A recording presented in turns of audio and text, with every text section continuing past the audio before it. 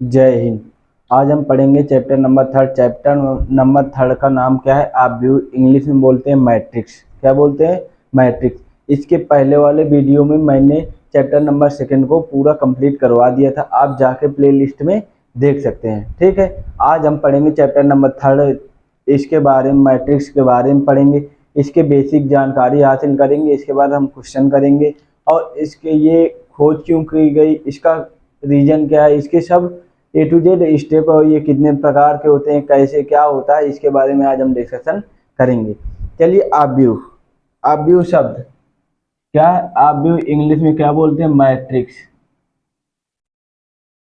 सबसे पहले बात ये जानना है कि हमें आव्यूह का खोज किसने की।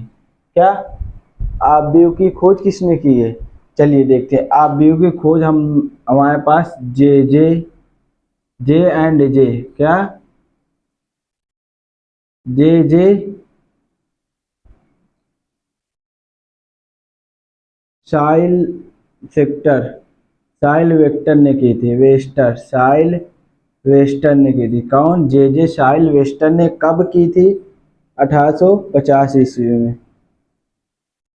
क्या की थी? 1850 ईस्वी में साइल साइल वेस्टर ने आव्यूह की खोज की थी। इसकी खोज क्यों करनी पड़ी उसके बारे में जानते हैं। जैसे हमने एक टोकरी ले लिया, क्या दो हमने टोकरी एक साथ ले लिया, ठीक है, एक ये ले लिया एंड एक ये ले लिया। ये इस वाली, ये फर्स्ट टोकरी, पहली टोकरी क्या है? पहली है, और ये क्या है? दूसरी टोकरी है। अब इसमें मान लिया हमने सेब, हमारे पास इसमें सेब कितने हैं? 5 हैं। क्या है? सेब हमने 5 रख दिया। एंड हमने मान लिया केला, केला हमने मान लिया 6 रख दिया। एंड मान लिया अनार, अनार हमारे पास इसमें 7 रख दिया। इसी तरह ये वाले सेकंड वाली टोकरी में हमने देखा, हमने इसमें 2 रख दिया सेब, इसमें कितने रख दिया? केला हमारे पास कितने रख दिया? 5 रख दिया। एंड हमारे पास अनार कितने हो गए? ये हमने एक अपने तरीके से अनुमान लगाया है। मतलब इसको हमें ये करना है कि हमें इसमें आव्यूह की जरूरत कैसे पड़ी है। मान लिया एक टोकरी रखा, उसमें हमने 5 सेब डाल दिया था। पहले वाली 2 टोकरी एक साथ रख दिया, पहली वाली टोकरी में हमने 5 सेब डाल दिया, और पहली वाली टोकरी में या सेब डाल दिया या है प्रेजेंट है, जो भी है, हमने 5 सेब है उसमें, और 6 क्या है? केले एंड 7 हमारे पास अनार है। इसी तरीके से हम सेकेंड वाले टोकरी में देखा तो हमारे पास 2 के सेब है एंड 5 केले एंड 6 अनार है। तो अब इनको हमने मान लिया, इसको सॉल्व कैसे करेंगे? क्या सॉल्व कैसे करेंगे? इनको एक संग कैसे, एक साथ कैसे रखेंगे, इसके बारे में देखते हैं। इसके जब ऐसे हमारे पास कंडीशन आ गई तो इसको सॉल्व करना बहुत कठिन हो गया है। इसके लिए हमारे पास क्या बनाया गया है? एक ऐसे चार्ट चार्ट बनाया गया है। मान लिया ये हमने चार्ट बना लिया, हमारे पास क्या चार्ट बना लिया, क्या बना लिया? चार्ट। इसमें हमने लिख दिया पहली टोकरी, नीचे वाले में क्या पहली, एंड ये दूसरी टोकरी है, क्या है? दूसरी टोकरी। पहली वाली मान लिया पहले हमने सेब लिख दिया, फिर क्या लिख दिया? केला, एंड लास्ट वाले में लिख दिया अनार है। हमारे पास हमने 3 फल लिए हैं, 2 फल ले लो, 5 फल ले लो, जितने भी है। इसमें हमने टोकरी की संख्या लिख दिया, क्या टोकरी की संख्या, ठीक है। टोकरी हमारे पास कितनी है? 2 है। अब इसके बाद सेब हमारे पास 3 कंडीशन, 3 हमने फल रखे थे। कौन? सेब, केला एंड अनार। सेब, केला एंड अनार। हमने पहली वाली टोकरी में सेब कितने रखे थे? 5। पहली वाली टोकरी में हमने 6 केले रखे थे एंड 7 अनार रखे थे। सेकेंड वाली टोकरी में हमने देखा क्या आया? 2 हमने सेब रखे थे, 5 केले रखे थे एंड 6 अनार रखे थे। अब ये हमारे पास मान लीजिए हमारे पास चार्ट में हमने दर्शा दिया। चार्ट में दर्शाने के बाद इसको कैसे सॉल्व करना देखा, तो हमने फिर इसके लिए हमने एक ऐसे बना दिया डब्बा टाइप। इसके बाद हमने ऊपर वाले में लिख दिया एंड नीचे वाले को हमने लिख दिया ये सेम टू है, ठीक है। तो हमने इसको मान लिया ये क्या है? पहली है, क्या पहला है, एंड ये हमने मान लिया ये क्या है? दूसरा है या दूसरी टोकरी है, ठीक है। तो तो इस ये हमें इससे पता चला, और होते तो हमने इसको तीसरी मान लेते, और होते चौथी, इस तरह इधर। और हमने फिर ऊपर से देखा, हमने इसको पहला मान लिया, क्या मान लिया, पहला। इसको हमने क्या मान लिया, दूसरा। इसको हमने मान लिया तीसरा, क्या मान लिया, तीसरा। अब इसके बाद हम देखा, हमने पहला दूसरा तीसरा ये तो मान लिया। हम अब इसके बाद इसको देखेंगे कैसे। हमने ये जो हमारे पास ये इस टाइप में आए, कैसे, जो ऐसे आए, इनको हमने पंक्ति नाम दे दिया। क्या नाम दे दिया, पंक्ति। पंक्ति को इंग्लिश में बोलते हैं रो। क्या बोलते हैं, रो। तो हमारे पास ये पहली पंक्ति हो गई, ये वाली कौन सी हो गई, दूसरी। ये पहली वाली है एंड ये वाली दूसरी वाली पंक्ति है। पंक्ति हमारे पास ये कौन सी है, दूसरी पंक्ति या दूसरा रो। हमने इसका नाम क्या दे दिया, सेकंड। क्योंकि अगर और नीचे होती तो हम तीसरी चौथी पांच ऐसे नाम देते जाते। अब हमने देखा ये तो हमारे पास पंक्ति हो गई। अब इसके बाद हमारे पास कुछ नंबर बच गए। अब जैसे ऊपर से देखेंगे तब एक 3D है, मान लिया हमारे पास 3D कोई डायग्राम बना है, क्या 3D। तो हमने फ्रंट से देखा तो हमारे पास ये दिखा। अब हम ऊपर से देखेंगे तो ये दिखे, टॉप से देखेंगे तो हमारे पास क्या दिखेगा, टॉप। ये क्या है, फ्रंट है। फ्रंट से देखेंगे सामने वाले दिखेंगे, सामने कैसे पार्टीशन है, कितने क्या है। वो टॉप से देखेंगे तो टॉप वाले दिखेंगे, टॉप से ऊपर वाले दिखेंगे, कैसे ऊपर से बना है, डिजाइन कैसे किया है उसके। हमने फ्रंट से देखा तो हमारे पास ये पंक्ति दिखी, और टॉप से देखेंगे तो हमारे पास मान लिया एक ये कॉलम दिख गया। इसका नाम फिर क्या दे दिया गया, स्तंभ। हिंदी में क्या बोलते हैं, स्तंभ। इसका नाम क्या दे दिया गया, स्तंभ। ये पहला स्तंभ हो जाएगा, तो ये कौन सा हो जाएगा, दूसरा स्तंभ। एंड इसको हमने नाम दे दिया, क्या नाम दे दिया, तीसरा स्तंभ। और होते तो हम इसको और नाम दे देते, 3 4 5 6 जितने होते। हमने इसको इंग्लिश में बोलते कॉलम। इसी तरह ये first column, second and third column हो जाएगा, ठीक है। अब हमें ये पता चल गया कि रो कैसे नाम दिए गए, कॉलम कैसे दिया गया, या तो हिंदी में बोल सकते पंक्ति नाम कैसे दिया गया, और स्तंभ कैसे नाम दिया गया। अब इसके बाद हमारे पास कंडीशन ये आ जाती है। अब मान लिए ये दे दिया हमारे पास, अब इसमें कंडीशन ये आ जाती है कि अब मान लिए इसमें अवयव, अवयव शब्द आ जाता है, मतलब नंबर ऑफ, जो अवयव के अंदर जो नंबर होते हैं वो कितने हैं उसको कैसे पता करेंगे, ठीक है। तो वो कंडीशन आ जाती है, तो उसके लिए देखते हैं अब।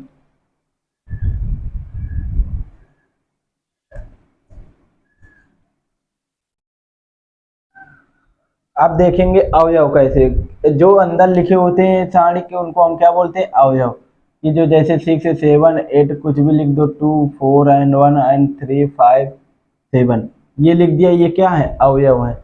अब ये अवयव पता कैसे करेंगे, तो ये अवयव हैं कितने, क्या अवयव हैं कितने। मान लिया हमारे पास एक संग आपने देखा होगा, क्या, मान लिया ईंट, क्या ईंट जैसे घर के लिए मंगवाते हैं तो उनको ईंट काउंट कैसे करते हैं, एक इकट्ठा एक जगह उतरवा लेते हैं। हम इस साइड को काउंट कर लेते हैं और इस साइड का दोनों को मल्टीप्लाई करवा देते हैं। इसके बाद हमारे पास क्या आ जाता है, ईंट, नंबर ऑफ ईंट, ईंटों की क्या आ जाती है, संख्या आ जाती है। इसी तरीके से इसमें क्या होता है, हम पंक्ति गिन लेते हैं, कितनी पंक्तियां हैं, 1 2 एंड 3। पहले पंक्ति गिनते हैं, क्या, पहले पंक्ति। तो हमारे पास 3 है तो मैंने 3 लिख दिया। अब स्तंभ काउंट करेंगे 1 2 एंड 3, तो ये स्तंभ कितने हैं, 3। तो हम कह सकते हैं अवयवों की संख्या कैसे निकालते हैं, अवयवों की संख्या। अवयवों की संख्या निकालेंगे तो क्या हो जाए, 3 × 3 इक्वल कितने हो जाएगा, 9। अब हम ऐसे काउंट कर सकते हैं, हमें जो दिखते हैं उनको हम काउंट कर सकते हैं, जो नहीं दिखते उनको हम काउंट नहीं कर सकते। इसलिए हम ये ट्रिक अपनाते हैं कि हम इससे अंदर कितने नंबर हैं उनको हम पता कर सकते हैं। ये तो हमारे पास डायरेक्ट फ्रंट में हमें दिखता है, मगर जो होते हैं, जो कुछ जैसे ईंट का है तो ईंट का ईंट उतरवा लिया, इसके बाद हमने देखा सब ईंट हमें थोड़ी दिखते हैं, कुछ ईंट दिखते हैं, साइड वाले, बीच वाले ईंट नहीं दिखते। तो हम बीच वाले कैसे काउंट करते हैं, हम साइड वाले और फ्रंट वाले करके और इसके बाद मल्टीप्लाई करवा लेते हैं, हमारे पास उसके पूरे ईंटों की संख्या आ जाती है। इसी तरीके से ये आ जाता है। हमने ये पंक्ति ले लेते हैं और स्तंभ ले लेते हैं, स्तंभ काउंट कर लेते हैं, 1 2 3 स्तंभ है, और हमने काउंट कर लिया 3 और पंक्ति हैं, तो तीनों का मल्टीप्लाई करवा दिए। अब आता है जैसे हमें पता करना है कि इसमें क्या, अब हमें इसमें पता करना है पंक्ति कितनी है। पंक्ति और स्तंभ दो शब्द आते हैं, पंक्ति और स्तंभ। इंग्लिश में इसको बोलते हैं रो, इसको बोलते हैं कॉलम। क्या बोलते हैं? Column, row and column. चलिए इसको इंग्लिश में ऐसे दर्शाते हैं, ज़्यादातर हम यूज आर एंड सी का करते हैं। किसका? आर एंड सी। हम पंक्ति और स्तंभ नहीं लिखते हैं। पंक्ति हम बोलते हैं एन, और स्तंभ क्या होता है? एन। जब हम पास अवयवों की संख्या निकालने के लिए फार्मूला क्या होता है? M into N. पहले हमेशा हम पंक्ति रखते हैं, क्या रखते हैं? पंक्ति। सेकेंड नंबर में क्या रखते हैं? स्तंभ। ये बहुत इंपॉर्टेंट पॉइंट है, क्योंकि हमारे पास जो 3.1 एक्सरसाइज है पंक्ति और अवयवों की संख्या पर आधारित है। अवयव कितने? अवयवों की संख्या। अवयव कहेगा तो अवयव शब्द आ जाएगा, तो हमें क्या निकालना है? हमें ये आंसर होता है, और अवयवों की संख्या आ जाएगा तो हम क्या रख दें? उसका मल्टीप्लाई करवा देते हैं, तो अवयवों की संख्या। दो शब्द ध्यान रखना, क्या? अवयव अगर पूछेगा तो जितने बार जितने का अवयव है उतना रख देंगे। अवयवों की संख्या पूछ लेगा तो हम इनका दोनों का क्या कर देते हैं? मल्टीप्लाई। दो इसमें नोट पॉइंट है, ठीक है। अब आगे और इसके बेसिक के बारे में देखते हैं, और क्या है इसके आगे। अब देखेंगे हमारे पास अवयव जो होते हैं वो होते हैं कितने प्रकार के हैं, उसके बारे में डिस्कशन करेंगे। चलिए अब हम पहले अवयव के बारे में डिस्कशन कर लेते हैं। पहला हमारे पास आयताकार अवयव। आयत अवयव या आयताकार अवयव।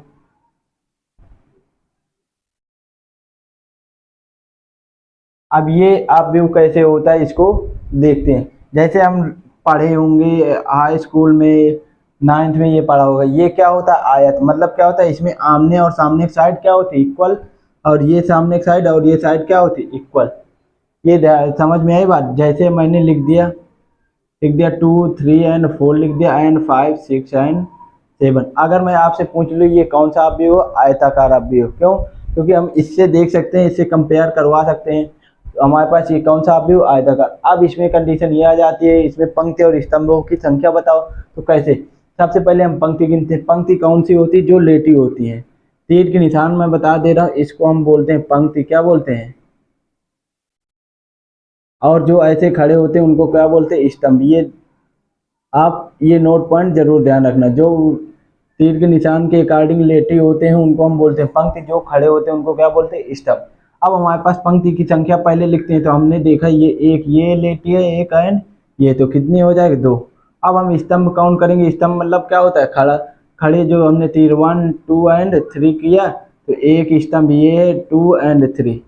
कितने? एक बाई कितने का अवयव है? 2/3 का अवयव पता चल गया हमें। आयताकार अवयव होता कैसे है ये पता चल गया। अब आता है आयताकार के बाद वर्ग अवयव। क्या? वर्ग।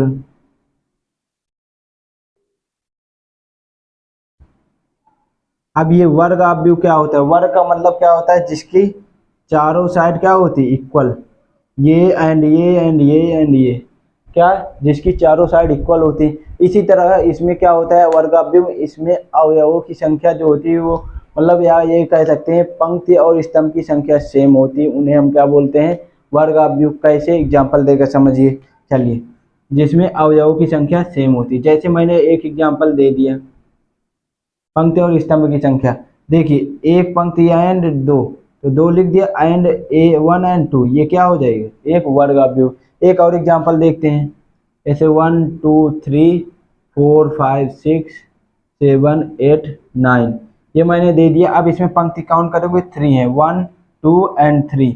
अब स्तंभ काउंट करो 1 2 एंड 3। ये भी क्या है? एक वर्ग अवयव। ये 2/2 का वर्ग अवयव। ये कितने बाई कितने का? 3/3 का वर्ग अवयव है। अब आता है अगला स्टेप, क्या आता है? इकाई अवयव। वेरी इंपॉर्टेंट है इकाई अवयव, बहुत इंपॉर्टेंट है, क्योंकि ये पूरे हमारे पास पूरे अवयव में यूज होता है, तो इसको बहुत ध्यान से देखना। इकाई अवयव क्या होता है? विकर्ण को छोड़कर। क्या? विकर्ण को छोड़कर। पहले विकर्ण अवयव पढ़ेंगे, फिर इकाई अवयव पढ़ेंगे। क्या?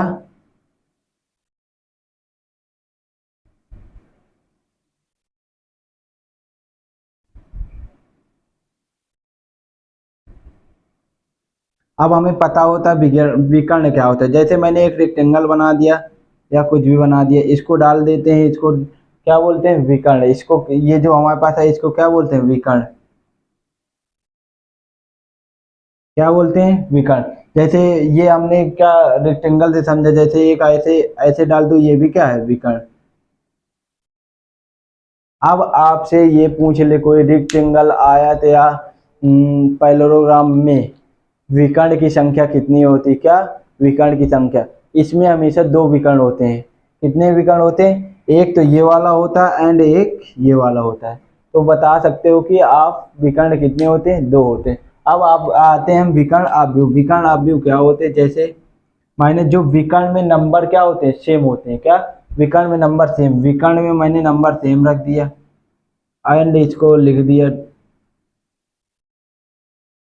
देखो विकर्ण में अवयवों की संख्या क्या होनी चाहिए, सेम।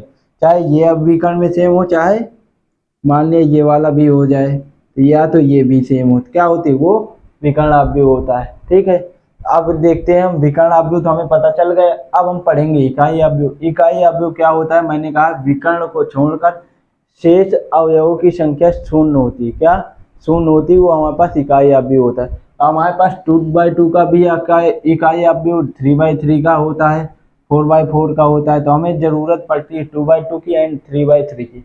विकर्ण अवयव को हमेशा हम आई से डिनोट करते हैं, किससे, आई से। आई इक्वल हम मानते हैं, आई जहाँ लिखा होता है वो एक क्या होता है, इकाई अवयव होता है, क्या होता है, इकाई अवयव।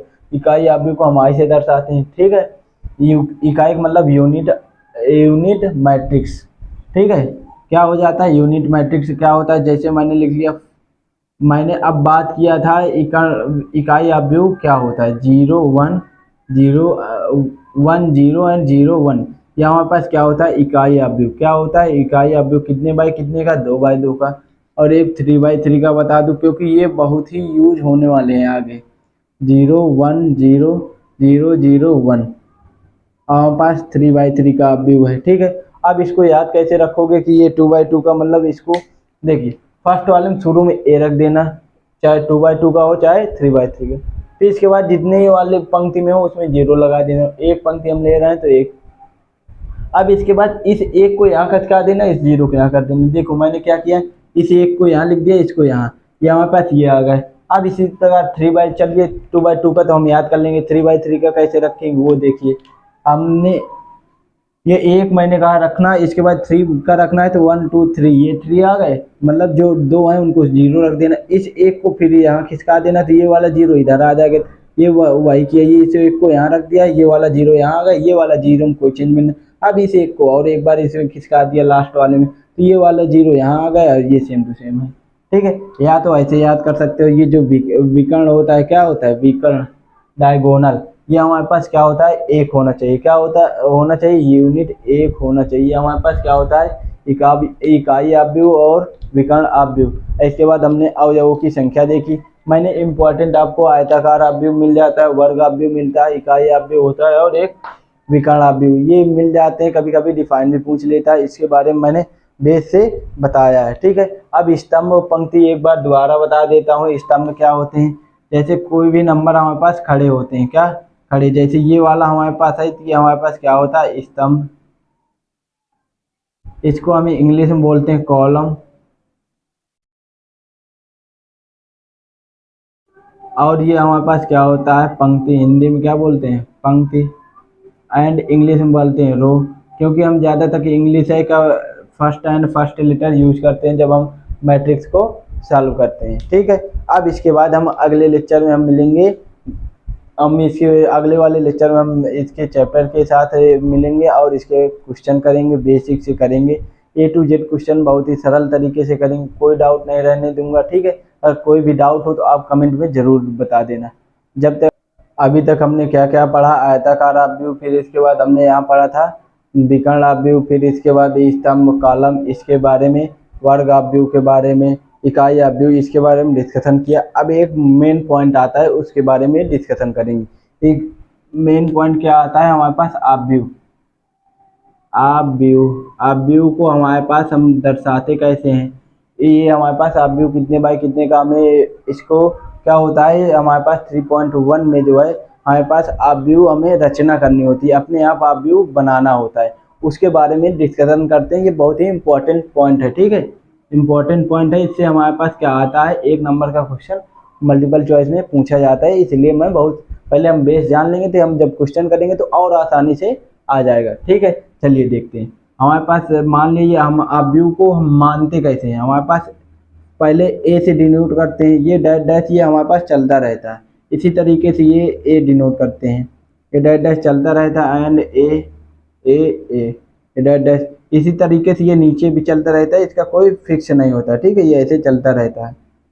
तो ये एक लिमिट 3 तक हो जाते हैं, 4 बहुत रेयर कंडीशन में पड़ता है, इसलिए नहीं। तो हमारे पास ये फर्स्ट में देखते हैं, हमने इधर से देखा फर्स्ट पंक्ति में ये हमारे पास क्या है, पंक्ति क्या है, फर्स्ट पंक्ति में और फर्स्ट स्तंभ में है। किसमें, पहले पंक्ति और पहले स्तंभ में है, तो मैंने पहले पंक्ति लिख दिया और पहला स्तंभ लिख दिया। इसी तरह अब देखेंगे पहले वाले पंक्ति में है एंड दूसरे वाले स्तंभ में, किसमें, दूसरे वाले स्तंभ में। इसी तरह फिर देखा ये हमारे पास पहले वाले पंक्ति में है मगर तीसरे वाले स्तंभ में है, किसमें, तीसरे वाले स्तंभ में। नाम कैसे देते हैं वो देखते हैं। अब इसके बाद देखा ये पंक्ति हम नंबर हमारे पास कौन सी है, सेकंड, तो सेकंड होगा। स्तंभ नंबर कौन सा है, फर्स्ट। मैंने कहा था पहले पंक्ति को रखते हैं फिर स्तंभ को रखते हैं, तो इसी तरीके से अब देखा हमने सेकंड नंबर में क्या है, पंक्ति है, और हमारे पास स्तंभ नंबर भी कौन सा है, सेकंड है। इसी तरह देखा सेकंड नंबर पंक्ति है और स्तंभ नंबर कौन सा है, थर्ड है। इसी तरीके से ये चलते रहते हैं आगे। अब देखा पंक्ति नंबर ये कौन सी है, थर्ड है, तो हमारे पास थर्ड आ गया। स्तंभ नंबर देखा तो 1 है।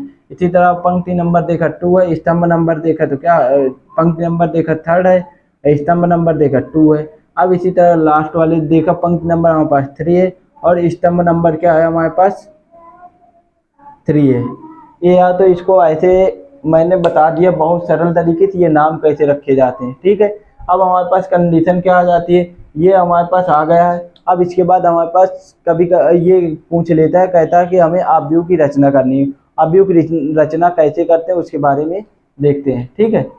जैसे हमारे पास अब एक पॉइंट यहाँ पर और है, उसको पहले समझ लेते हैं। इसको याद कैसे रखते हैं, मान लीजिए ऐसे ही ना याद हो। अब याद कैसे करोगे, जैसे देखो पहले इधर साइड में 11, 12 एंड 13, 14, 15 ऐसे ये सीरियल वाइज चलता रहता है। अब इसी तरीके से फिर 21, 10 का गैप है, कितने 10 का गैप है, फिर 21, 22, 23, 24 ऐसे, फिर 31, 32, 33 ऐसे, फिर 41, 42, 43, 44, 40 हो गए, 51, 52, 53, 54 ऐसे चलता रहता है। या तो ऐसे याद कर सकते हो। सबसे अच्छा है निकालने की ट्रिक, मैंने बता दिया। निकालते कैसे, अगर पहले पंक्ति में है तो पहला पंक्ति लेते हैं, पहले स्तंभ में पहला लिख दिया। इसी तरह के देखा पहले पंक्ति में पहला पंक्ति लिख दिया और इसके बाद स्तंभ देखा तो हमारे पास सेकंड स्तंभ है तो हमने सेकंड नंबर डाल दिया, ठीक है।